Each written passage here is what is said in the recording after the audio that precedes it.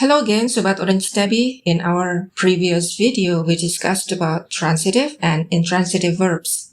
Penjelasan tentang kata kerja transitif dan intransitif ini ada pada video yang lalu. The link is in the description below. Sekarang kita lihat contoh pemakaiannya dalam keseharian, misalnya dalam lirik lagu. First, let's review a little bit. The main difference between transitive and intransitive verbs is transitive verbs require objects. Do you remember this example in our last video? He prepares breakfast. Sebagai predikat dalam kalimat, kata kerja transitif akan selalu diikuti oleh objek. He prepares breakfast. Ia menyiapkan sarapan. Sedangkan kata kerja intransitif tidak membutuhkan objek dan dia bisa berdiri sendiri. She walks. Ia berjalan. Alright, and this is the song we're studying today. Can't Cry Hard Enough is a song from the Williams Brothers. It was released in 1992. The song tells a story about someone losing a person whom he loves very much because that person suddenly passed away. So I'm going to play the instrument and then discuss about the verbs in the lyrics. If you would like to jump into the verb discussion, just go directly to the explanation.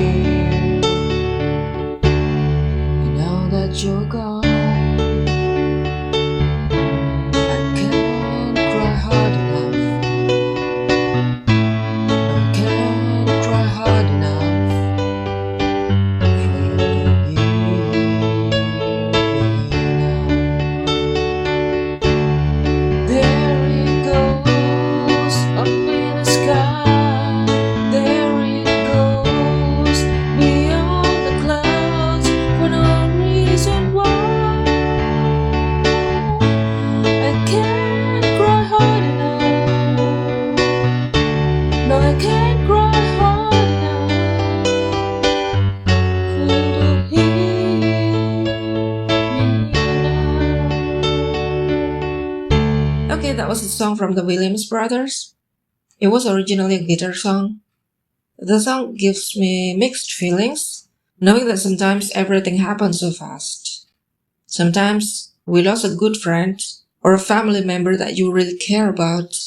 One day she's here and suddenly she's gone. The worst part is we often don't have a chance to say goodbye. Suddenly life changes and what remains is just the emptiness. Baiklah, dari beberapa kata kerja yang kita temukan dalam lagu tadi adalah, pertama adalah live.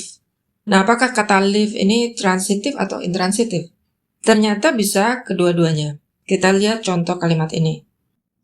I live, saya hidup. adalah intransitif. Dia bisa berdiri sendiri tanpa membutuhkan objek apapun. Sedangkan kalimat satunya adalah live sebagai kata kerja transitif. Mari kita bandingkan. I'm gonna live my life. Kata live yang ini artinya bukan hidup, verb, melainkan menjalani. Ini verb juga. Menjalani apa? Kehidupannya. Terlihat bedanya ya. The second is the word go. Ada dua kalimat yang kita ambil dari lagu ini, yaitu yang pertama adalah it goes by so fast. Kejadian itu terjadi begitu cepat. Sedangkan kalimat berikutnya adalah you are gone. Kamu telah pergi atau telah tiada. Kedua-duanya adalah intransitif karena kata go, pergi, bisa berdiri sendiri without object.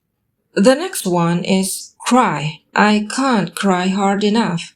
Aku tidak bisa menangis lebih keras lagi. Cry is intransitive. You don't need an object for cry. The verb simply stands on its own. The next one is open, membuka. I open my eyes. Transitive. Saya membuka. Membuka apa? Mata. I see for the first time. Saya melihat. Kata melihat dalam kalimat ini termasuk intransitif, berdiri sendiri. Let us compare with this one, look and see. Nah, ada kata see dalam posisi yang lain di kalimat berikutnya. I look back in vain. Aku melihat kembali, maksudnya mengenang dalam kehampaan. Kata melihat di sini adalah intransitif, dia tidak disertai objek. Kemudian kata see yang kedua, I see you standing there. Transitive. Melihat apa? Kamu. Object. Apa bedanya look dengan see?